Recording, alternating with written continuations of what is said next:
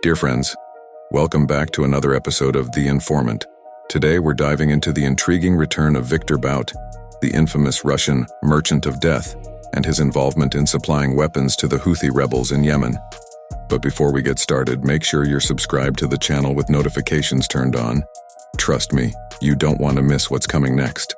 Viktor Bout, notorious for his role in global arms trafficking, is reportedly back in business, allegedly selling weapons to the Houthi militants in Yemen. Bout was freed by the U.S. in a high-profile prisoner exchange involving WNBA player Brittany Griner, after spending over a decade behind bars. Prior to his arrest in 2008, Bout had earned a reputation as one of the world's most prolific arms dealers, providing Soviet-era weapons to conflicts in Africa, South America, and the Middle East. Recently, Houthi envoys traveled to Moscow to negotiate a $10 million arms deal, primarily for automatic rifles. Both the Kremlin and Bout deny these allegations, dismissing them as fabrications. However, this potential alliance between Russia and the Iran-backed Houthis, who are embroiled in Yemen's civil war, is raising alarms in the U.S. Washington fears that Russia could provide missiles that would threaten Red Sea shipping lanes and key regional allies. Following his release, Bout took on a political role in Russia, but his past looms large. He was convicted in the U.S. of arms trafficking and conspiracy to kill Americans, although he maintained his innocence throughout. His history of supplying weapons to terrorists and U.S. adversaries, along with his role in smuggling arms from Ukraine after the fall of the Soviet Union, makes his return to the arms trade particularly concerning for global security, especially in the Middle East. Before we dive into his recent activities, it's crucial to understand who Viktor Bout is and why his name carries such weight worldwide. Born in 1967 in the former Soviet Union, in Dushanbe, Tajikistan, Bout is a polyglot and a former Soviet military officer specializing in air transport logistics.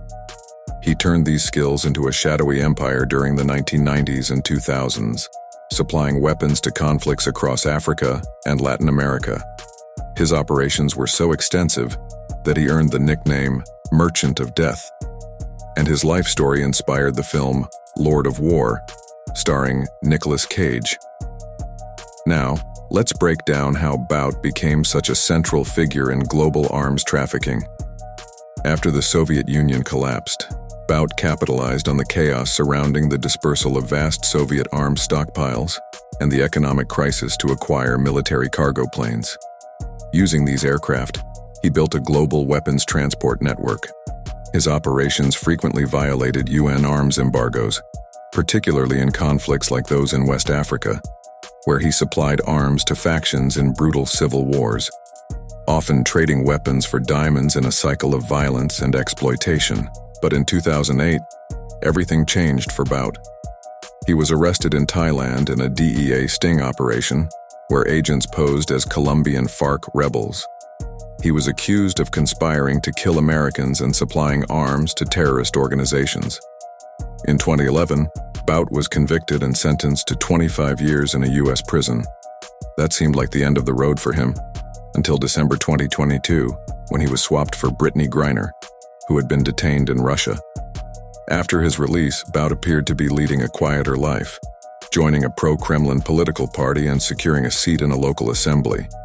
Yet recent reports suggest that Bout is back in the arms business.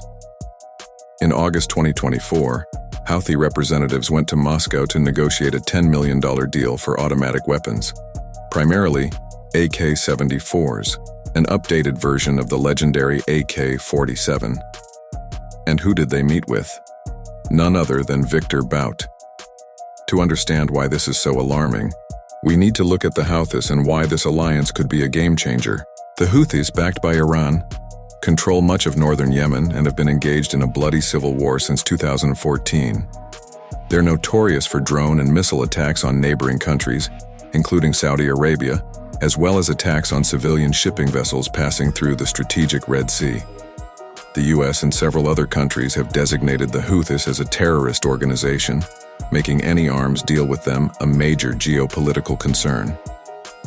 Bout's involvement with the Houthis represents a new chapter in the growing Russia-Iran axis, one that could dramatically shift the balance of power in the Middle East. Since the beginning of the Ukraine conflict, Russia has been deepening its ties with Iran, trading military and technological support in exchange for Iranian drones that are now being used on the Ukrainian front. With the sale of weapons to the Houthis, Russia could be positioning Yemen as another battleground to confront the US and its allies. The weapons involved in this deal, like the AK-74s, might only be the start. Sources suggest that anti-tank Cornet missiles and even anti-aircraft systems were discussed, marking a significant escalation in the kind of arms the Houthis could wield. This has the US deeply concerned, as Russian military support for the Houthis could heighten threats to international shipping and key allies like Saudi Arabia and Israel. Naturally, the US is closely monitoring these developments. The Biden administration has already voiced fears that Russia might retaliate against US support for Ukraine by providing advanced weaponry to groups like the Houthis. While there's no hard evidence yet that anti-ship or anti-aircraft missiles have been delivered, Bout's return to arms dealing has Washington on high alert. Bout's expertise in global arms sales means his new deals could further destabilize an already volatile region. Another critical factor is the evolving Russia-Iran relationship. Historically, Moscow has steered clear of directly involving itself in conflicts between Israel and its enemies, like Hezbollah and the Houthis. But this arms deal could signal a shift in strategy. This may also push the US to increase its military presence in the region as it navigates its complex position in the Middle East amid ongoing global crises. Given Bout's vast network of contacts and his track record, it's hard to believe this will be his last move. He's a man who has thrived in conflict and instability, and Yemen, with its endless civil war, is fertile ground for his operations. The real question is, how far will this partnership between Bout, Russia, and the Houthis go? Will it lead to a new wave of conflict in the Middle East, or is this just one piece of a larger Russian strategy to challenge Western interests on multiple fronts?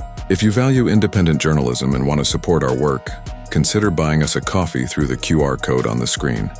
Your contribution is essential for us to continue bringing quality analysis and information. Stay tuned for more updates, and don't forget to subscribe to our channel for the latest analyses and insights on the world's most urgent geopolitical issues. Rarely does the U.S. government want anyone more than it wanted this man. His name is Victor Bout, and he's known as the Merchant of Death. U.S. government officials say Bout became the world's most notorious arms dealer by fueling civil wars around the world. Courted by drug lords and dictators, the U.S. saw him as a threat because of his ability to arm terrorists targeting the United States. A former Russian military officer, Bout has been protected by powerful friends and long considered untouchable by law enforcement. But 3 years ago, the DEA devised a bold undercover operation to capture him. This past week, they brought him to New York to face terrorism charges. Tonight, those at the heart of Operation Relentless, a sting that spanned 3 continents, tell the story behind it for the first time. Victor Bout, in my eyes, is one of the most dangerous men on the face of the earth. On the face of the earth. Without a doubt.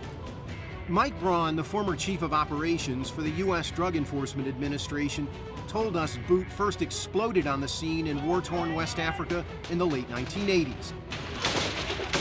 Elevating bloody conflicts from machetes and single-shot rifles to AK-47s, not by the thousands, but by the tens of thousands. So he weaponized the civil war in Africa. He transformed these young adolescent warriors into insidious, mindless, maniacally driven killing machines that operated with assembly line efficiencies. Now 43, Bout from the Soviet Republic of Tajikistan is a mystery man who reportedly served in the Soviet Air Force and Intelligence Service. The U.S. has indicted him on 4 terror-related charges, including conspiracy to kill Americans. What makes him a threat to the United States? He is a shadow facilitator.